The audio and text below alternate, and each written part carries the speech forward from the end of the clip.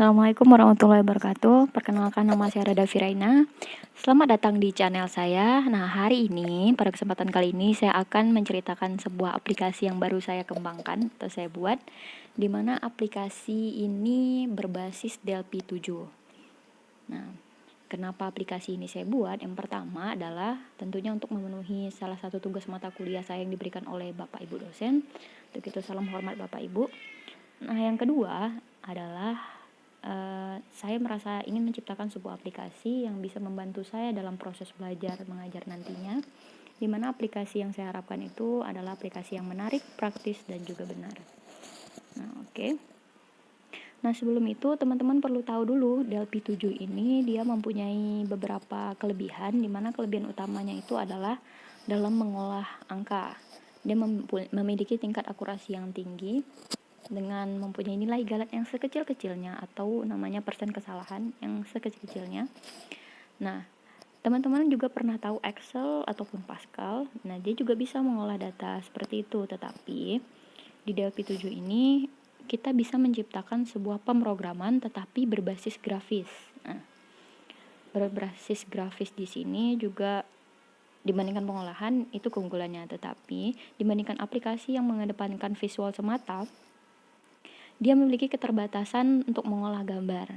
Memang Delphi menyediakan beberapa fitur untuk membuat media interaktif, tetapi seperti salah satu contohnya memasukkan GIF, animasi bergerak. Nah, itu tidak ada vendor dari Delphi yang memberikan kemungkinan tersebut. Nah, untuk itu kita nanti bisa mengakalinya dengan mencari pihak ketiga. Jadi pihak ketiga ini membantu kita untuk memasukkan GIF yang kita masukkan tadi.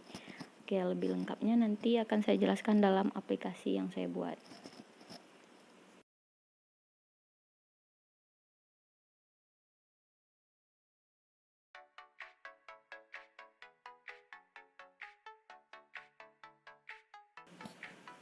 Nah, langsung saja kita buka aplikasinya.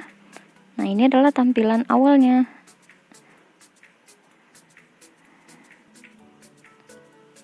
Nah, jadi di tampilan awal ini saya membuat judul tentang penjumlahan vektor dengan metode analitis sesuai pembagian materi yang saya dapatkan, di mana saya membuatnya dalam 4 menu: panduan belajar, materi vektor, ayo belajar dan evaluasi, menggunakan tambahan animasi bergerak seperti yang saya jelaskan tadi atas bantuan pihak ketiga. Langsung saja kita cek satu-satu menunya. Yang pertama adalah panduan belajar. Ada 4 halaman saya buat, isinya KI, KD, indikator, dan tujuan pembelajaran. Di mana tujuan pembelajaran setelah menggunakan aplikasi ini adalah siswa itu bisa menggambarkan beberapa buah vektor pada diagram kartesius, lalu dapat menguraikan vektor-vektor tersebut terhadap sumbu X dan sumbu Y, menentukan berapa besar dan arah resultan vektor, lalu mereka akan melakukan percobaan pada aplikasi yang saya buat ini, lalu membandingkan hasil percobaan dengan hasil perhitungan yang mereka dapatkan. Oke, seperti itu. Kita kembali ke home.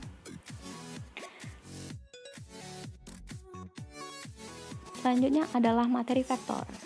Kita klik. Nah, materi vektor singkat saja. Di sini saya menjabarkan tentang penjumlahan vektor dengan metode analitis sesuai judul materi. Nah, di sini saya membuat ada 6 halaman. Nah, jadi siswa bisa dengan santai membacanya karena tidak ada batasan waktu. Jadi bisa dibolak-balik, bisa bebas mengkliknya pada halaman yang selanjutnya atau halaman yang sebelumnya seperti ini. Oke, kalau sudah kita home lagi, kembali ke home.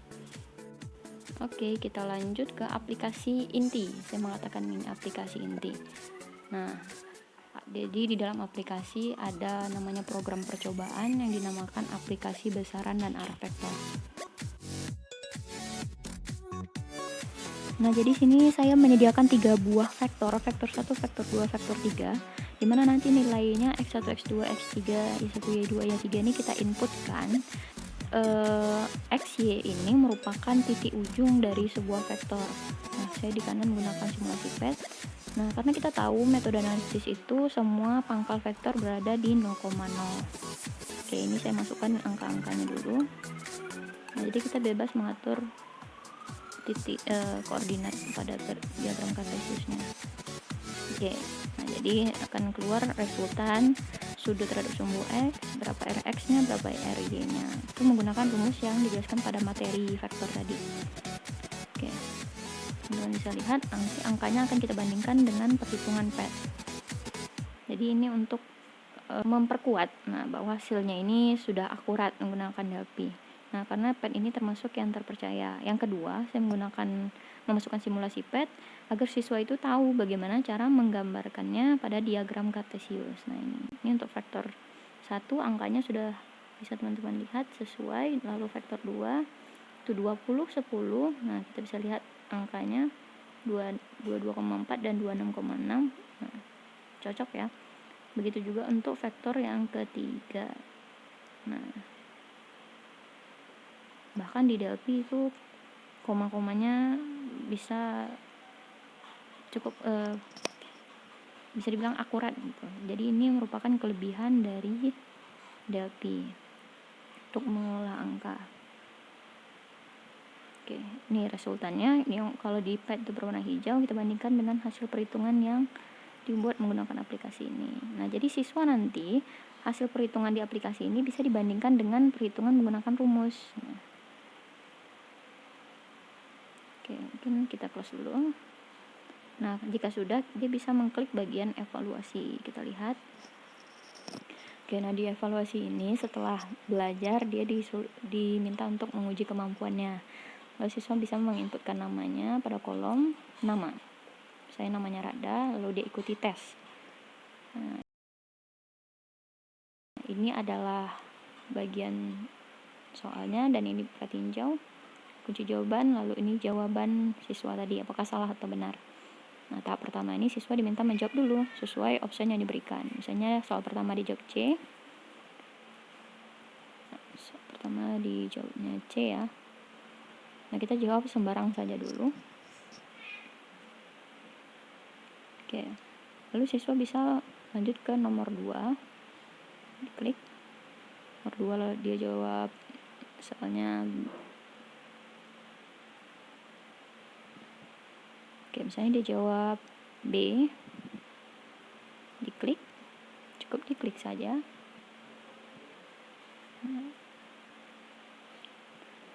Mungkin teman-teman sembari menonton ini bisa mencari jawabannya atau kira-kira jawabannya apa. Lalu soal ketiga, diklik lagi. Nah, dia jawab misalnya C. Nah, nanti di tombol kunci jawaban siswa diminta apakah kamu ingin mengunci jawaban. Jika tidak, bisa diganti dengan mengklik soal yang dirasa ragu lalu mengubah jawabannya. Kunci jawaban lalu tekan yes. Nah, nanti akan keluar langsung nilai dari siswa itu. Nilainya 67 ya. Jadi nama Rada ini akan muncul di bawah. Tadi sebelumnya nggak ada. 7 ini jika siswa merasa kurang yakin di mana salah, bisa mengecek di bagian cek jawaban. Nah, rentang nilainya dari 0 sampai 100. Kita cek jawabannya. Yang dijawab tadi, oke. Nah, di sini pada bagian jawabanmu, kotak di bawah, bisa lihat nomor 1 dia benar, nomor 2 dia benar, nomor 3 dia salah. Nah, yang salah ini dia bisa langsung mencari tahu apa yang benarnya lagi. Nah, tombol selesai ini bisa diklik untuk mengakhiri aplikasi jika merasa yakin. Jika yakin klik yes, kalau tidak no. Nah, anggap dia sudah yakin, kita klik yes. Nah, itu adalah aplikasi yang berhasil saya kembangkan. Tentu masih memiliki banyak kekurangan, tidak sempurna. Untuk itu saya membutuhkan kritik, saran, dan tambahan dari teman-teman semua. Oke, terima kasih sudah berkunjung ke channel saya. Semoga apa yang saya lakukan ini bermanfaat dan ilmu yang kita terima itu berkah. Oke, saya mohon berdiri. Assalamualaikum warahmatullahi wabarakatuh.